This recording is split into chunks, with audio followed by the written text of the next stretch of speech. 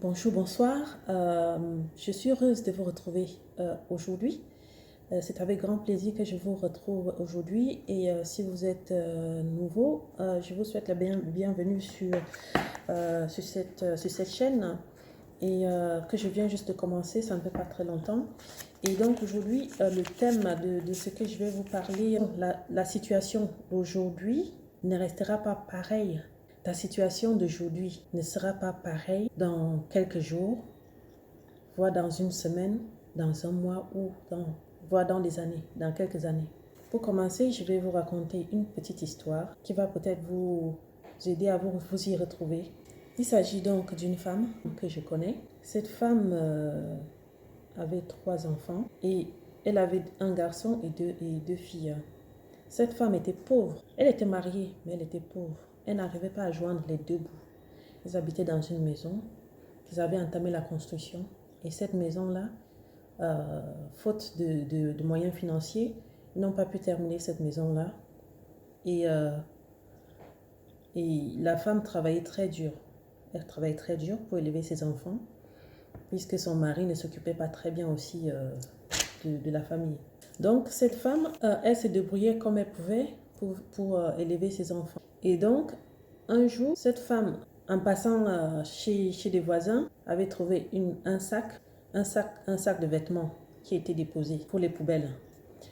Pour ne pas que sa fille la voie ramasser ses vêtements, elle a déposé sa fille dans un coin, demandant à la petite de bien l'attendre, qu'elle revenait. Elle allait juste à côté et qu'elle revenait. Donc, elle est allée dans cette poubelle. Elle a fouillé, puisqu'il y avait des vêtements. Elle a pris les vêtements, elle l'a vite mis dans son sac. Elle est partie.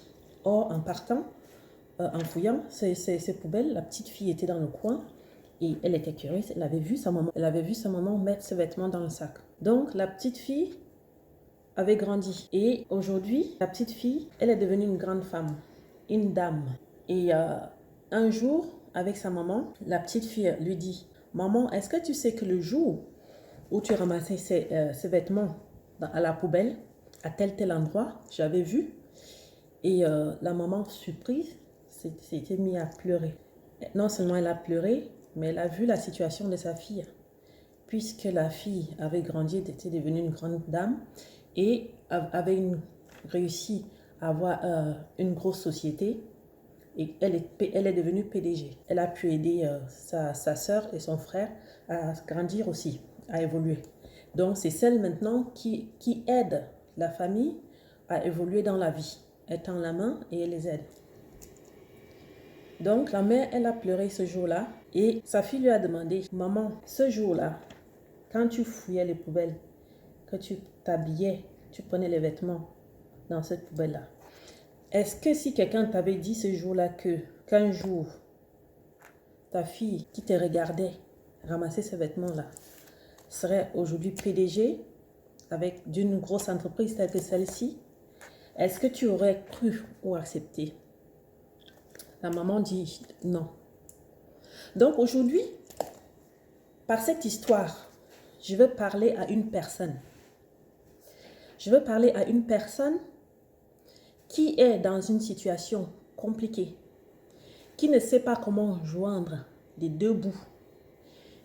Si tu es peut-être un jeune homme, une jeune fille, même une maman seule ou une famille, vous êtes dans une situation aujourd'hui dans laquelle vous posez la question, vous vous demandez: qu'est-ce que nous allons manger ce soir? Ou alors demain, qu'est-ce que nous allons manger? Comment est-ce que nous allons nous en sortir? La vie de cette jeune femme nous dit qu'aujourd'hui, nous sommes dans cette situation, mais la situation va évoluer. Elle ne restera pas pareille. Elle ne restera pas pareille, même dans l'heure qui suit. Nous ne pouvons pas dire ce qui peut arriver. Demain ou après-demain. Prenez courage. Vivez la journée d'aujourd'hui.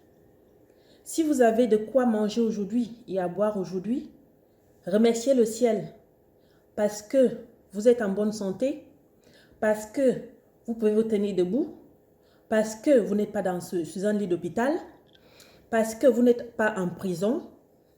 Vous avez encore la capacité de faire quelque chose. Prenez courage, levez-vous, faites du mieux que vous pouvez Faites au mieux parce qu'il y a toujours une possibilité quelque part. Donc, toi, jeune homme, qui te pose la question, comment est-ce que je vais réussir? Ou tu te dis, ma vie, elle est finie. Ta vie n'a même pas encore commencé. Là, tu ne sais pas ce que la vie te réserve demain. Tu ne sais pas ton plan de vie, ton chemin de vie. Mais seulement, crois qu'en toi, tu as les possibilités. Tu as la capacité d'y arriver. À toi, jeune fille, ne t'inquiète pas. Ta vie ne fait que commencer. Tu n'as même pas encore vécu un petit peu de ta vie. Donc, il y a encore possibilité, il y a encore moyen. Vous savez, je suis croyante et la Bible me dit, ne t'inquiète pas de ce que tu vas manger ou ni boire demain. Car aujourd'hui, vis la journée d'aujourd'hui. Car demain aura assez de ses soucis, de ses problèmes. Qu'est-ce que ça veut dire par là? C'est que trop s'inquiéter de demain n'apporte rien. Trop s'inquiéter ne va pas rajouter 1 heure, même 30 secondes à notre vie. Nous devons faire confiance. Et pour ceux qui avaient suivi la première vidéo que j'ai mis en ligne, j'ai un grand amour qui est Jésus, qui m'a aidé à arrêter de fumer. Donc lui, c'est lui qui m'amène aujourd'hui à te parler aujourd'hui, à vous parler aujourd'hui, à vous dire que là où nous sommes nés, où notre situation d'aujourd'hui ne veut pas dire qu'elle va rester la même. Elle est obligée de changer parce que Dieu a créé toutes choses et toutes choses bougent. Tout n'est pas figé. Tout n'est pas figé. Même les scientifiques ou ceux qui s'y connaissent bien peuvent vérifier et dire que tout, ils confirment que tout n'est pas figé, tout bouge, tout est en constant mouvement. Et si toutes ces choses bougent là, forcément, notre situation également. Je suis vraiment là aujourd'hui pour parler à quelqu'un. Pour parler à quelqu'un de prendre courage. Ce que tu as dans les mains, sûrement tu as des compétences. Tu as une capacité. Regarde quelle est ta capacité. Si tu sais dessiner, mets-toi à dessiner à fond. Concentre-toi sur cette capacité-là et développe-la au maximum. Si tu es un joueur de foot, joue au mieux, joue au maximum et concentre-toi-y. Fais avec ce que tu as. La Bible dit, utilise, de se contenter et d'utiliser ce qu'on a. Qu'est-ce que tu as dans les mains aujourd'hui que tu peux utiliser? Qu'est-ce que tu as? Si tu es une maman qui a un four, tu as un four chez toi. Tu l'utilises combien de fois par semaine? Peut-être tu peux faire des petits gâteaux et essayer de les vendre. Même en commençant, on commence petit à petit. Tu utilises ton four qui est là, qui ne sert à rien, ou qu'on utilise très très peu. Tu mets des gâteaux, tu essaies de les vendre et tu te fais connaître. Il y a des personnes qui ont commencé comme ça. On ne peut pas comme ça du jour au lendemain être riche ou se sortir d'une situation. Donc, il y a des moyens de s'en sortir. Nous avons, chacun d'entre nous, une capacité, des compétences. Dieu nous a donné tous un don.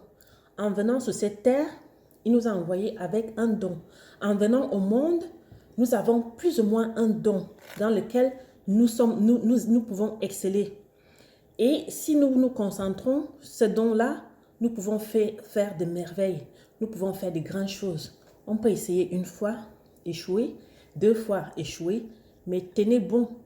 Tenez bon parce que vous avez le bon bout. Ne vous découragez pas. Surtout, ne vous découragez pas. Et il y a aussi une chose, c'est vrai que des fois, quand les situations sont difficiles, on a envie de trop vite gagner de l'argent. L'argent qui est le nerf de guerre. Comment est-ce qu'ils disent? C'est l'argent nous pousse à faire tellement de choses. L'argent, nous avons besoin pour vivre, ça c'est sûr. Mais faites attention à comment vous voulez l'argent. Des fois, on court tellement après l'argent que ça nous amène à faire des choses qui nous détruisent, qui nous tuent, qui peuvent nous tuer aussi, qui nous amènent très loin dans des lieux où on ne pensait pas être qui ne sont pas forcément positifs et bien. Donc, faisons attention à comment nous cherchons l'argent.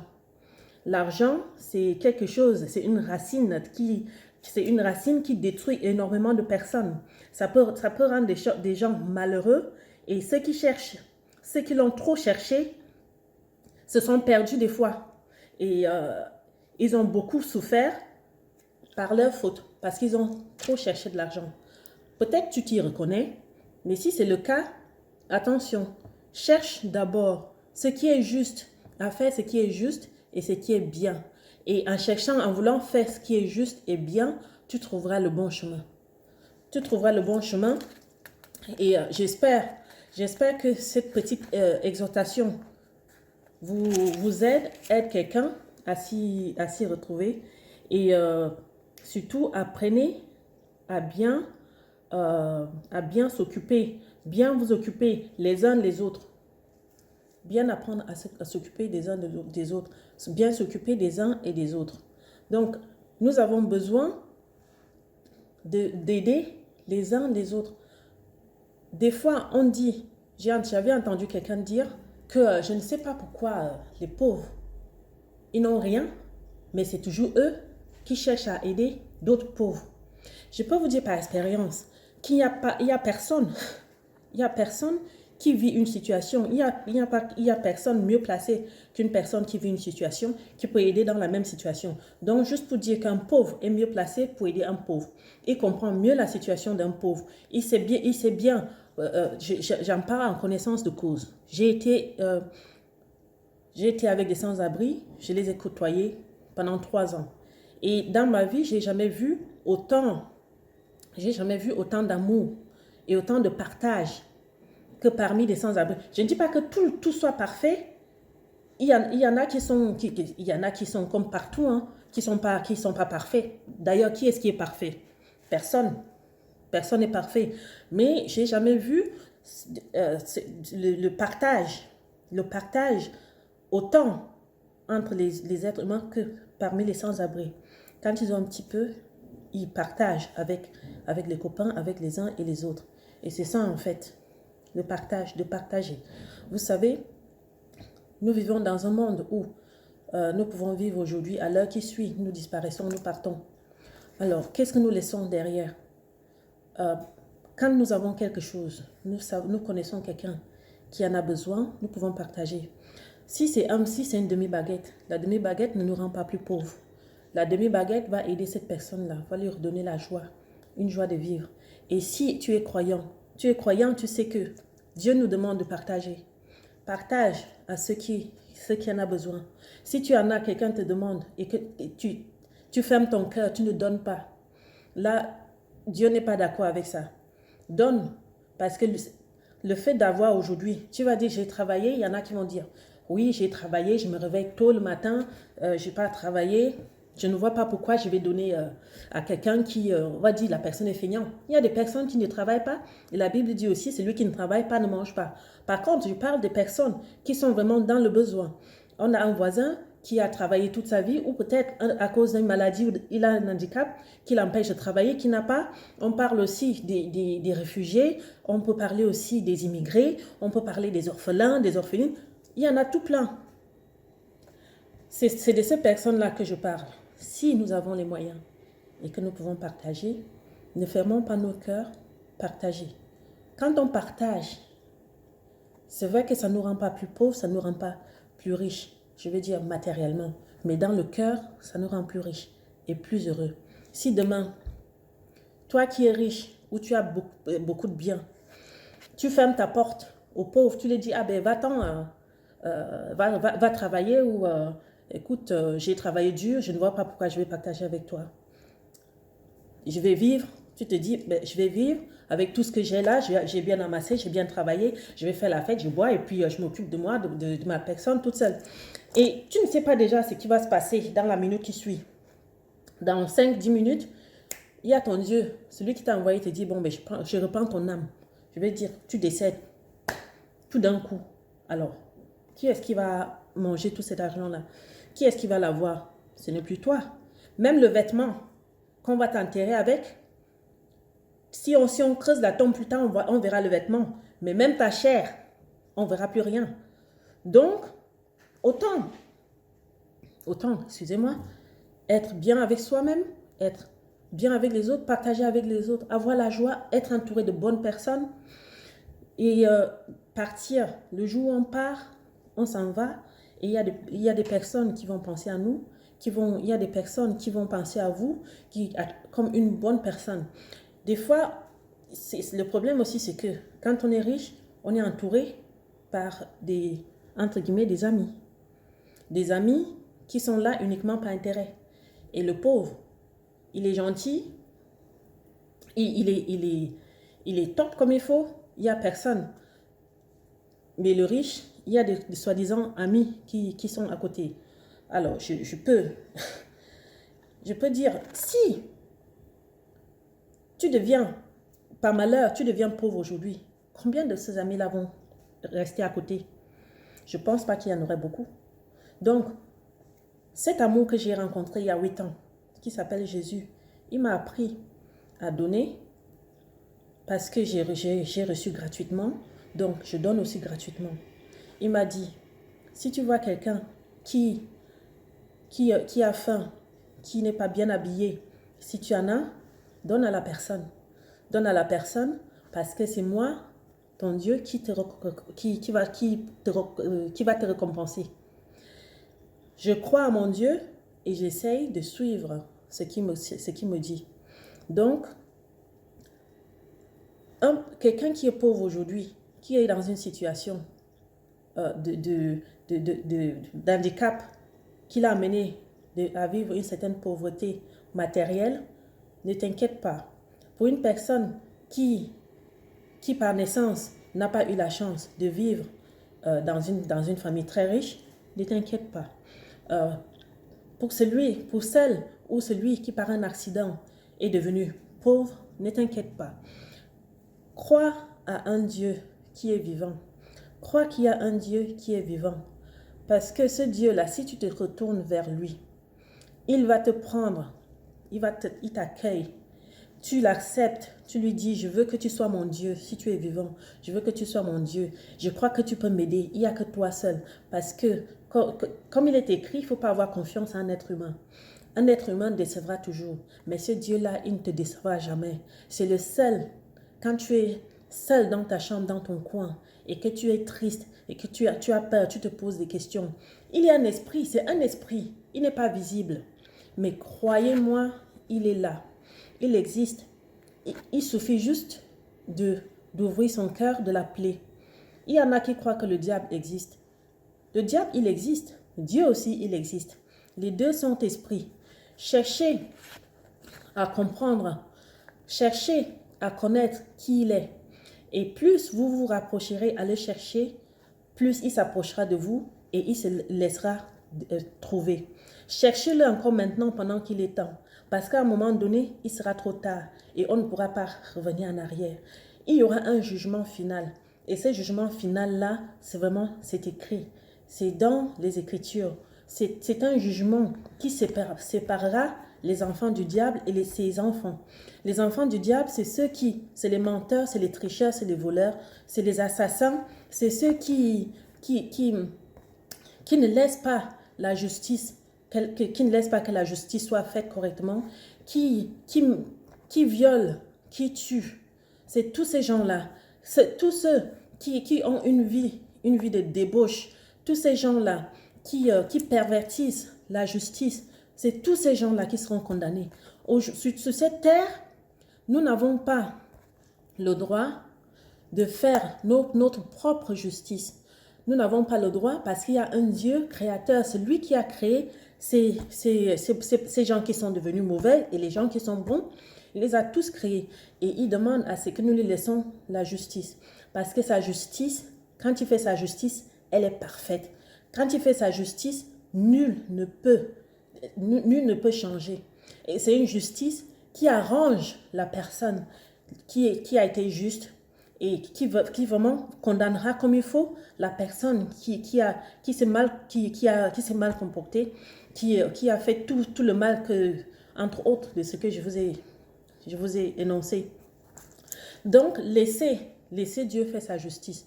Il y a des personnes qui reprochent à Dieu, pourquoi est-ce que Dieu, il nous a fait comme ça? Pourquoi est-ce que Dieu laisse telle ou telle chose se passer? Dieu laisse les choses se passer, il les permet. Pour ceux qui connaissent la Bible, si nous allons au commencement et que nous cherchons à savoir pourquoi Dieu a créé, c'est dans la Genèse, pourquoi est-ce que Dieu a créé le monde? Il a créé le monde pour quel but il a créé le monde et pourquoi toutes ces choses-là arrivent. Ça sera quelque chose à expliquer dans une autre vidéo parce que c'est assez long. Mais par contre, cherchons à connaître qui est ce Dieu-là. Et cherchons à savoir pourquoi il nous a créés. Cherchons à savoir pourquoi nous sommes dans ce monde. Cherchons à comprendre pourquoi il nous a envoyés dans ce monde. Parce que chacun arrive dans le monde avec un but, avec un projet qui lui est propre. Tout ce projet-là, pour l'avancement du royaume de Dieu, du royaume que Dieu a voulu instauré dès le commencement et ce royaume-là qui à la fin sera instauré. Et tous ceux qui sont des assassins aujourd'hui, tous ceux qui sont des voleurs, des menteurs, des tricheurs, s'ils ne se convertissent pas, s'ils ne changent pas, s'ils ne choisissent pas à faire le bien, ils finiront détruits avec le monde actuel. Parce que si nous regardons bien, le monde dans son état actuel va aller en s'empirant. Il sera de pire en pire. Et ça serait bien d'être dans le bon côté, le côté de ceux qui font le bien. Si vous n'avez jamais entendu parler de Jésus, peut-être que là je suis aujourd'hui. Et je suis sûre, ce n'est même pas peut-être. Je suis là aujourd'hui pour parler à une personne ou à des personnes. Je ne suis pas experte pour des discours, de grands discours, mais ce que je sais, c'est que celui qui m'a sauvé, celui qui m'a envoyé dans ce monde, il m'a montré son amour pour moi. Je l'ai compris, je le vis tous les jours. Je ne vais pas dire que ce soit facile, je le vis tous les jours. Et j'aimerais partager avec quelqu'un. Ne vous demandez pas pourquoi Dieu il permet telle chose. Il le permet parce que il le permet ces choses-là parce qu'il a un but. Il laisse chacun faire son choix. Faire son choix de faire le mal ou le bien. Et si jamais vous êtes triste aujourd'hui parce que il y a un membre de votre famille ou un proche, une personne très aimée qui n'est plus là, il y a une chose. Sachez que le corps matériel, ce corps physique que nous voyons, ce corps-là, il reste avec ce monde. Mais le spirituel, il s'en va. L'esprit reste éternellement. L'esprit vivra éternellement. Donc, j'espère que ces personnes-là, avant de mourir, ils ont reconnu que Jésus était leur sauveur, que ces personnes-là, ils ont cru à la dernière minute. S'ils ont cru à la dernière minute, de toute façon, c'est le jugement qui nous permettra de savoir. Et en ce moment-là, on verra bien au jugement dernier. Mais nous qui sommes encore vivants aujourd'hui, travaillons dur pour faire le bien. Travaillons dur pour marcher dans le droit chemin. Et ce droit chemin-là, il y a un exemple que nous devons suivre. Et cet exemple-là se trouve dans la Bible. L'exemple se trouve dans la Bible, en la personne de Jésus-Christ, qui est venu, qui est mort, qui nous a montré l'exemple à suivre. Donc, si aujourd'hui tu te trouves dans une situation difficile, que tu ne connais pas Dieu, là, ce que je te demanderais, je t'inviterai à faire, ce serait de appeler, de demander à Jésus de t'aider, de demander à Dieu de t'aider. Et pour ce faire, il suffit de demander à ce que Jésus, qui vient dans ton cœur, que tu l'acceptes comme ton Seigneur et ton Sauveur. Si tu acceptes qu'il est ton Sauveur et ton Seigneur, qui vient vivre dans ton cœur, et tu ouvres la porte pour le recevoir, il te donne la paix, il t'aide à marcher, à avancer pas à pas avec lui. Et là, trouve-toi une Bible et commence à la lire. Je voulais aujourd'hui donc parler à ceux, surtout à ceux qui traversent une situation compliquée aujourd'hui, qui se demandent, est-ce que je vais m'en sortir? Est-ce que je vais avancer? Oui, la vie aujourd'hui, ce qui se passe aujourd'hui ne restera pas comme ça éternellement. La vie est amenée à changer. Mais quel choix est-ce qu'on fait? Est-ce que nous faisons le choix de rester passifs et de regarder les choses se passer? On se lève aujourd'hui, on se dit on a envie de changer et que pour ce faire, si on a envie de changer, c'est Jésus qui saura nous changer. Et je vais quand même tester, essayer ce Jésus-là, essayer voir si il peut m'aider, si ce qu'on dit de lui, on parle de lui est vrai. Si cette vidéo-là t'a touché et si tu penses que tu as reçu quelque chose là-dedans, que tu as eu un petit encouragement, je t'invite à le liker et surtout n'hésite pas à partager avec quelqu'un que tu connais. Gros bisous et à bientôt.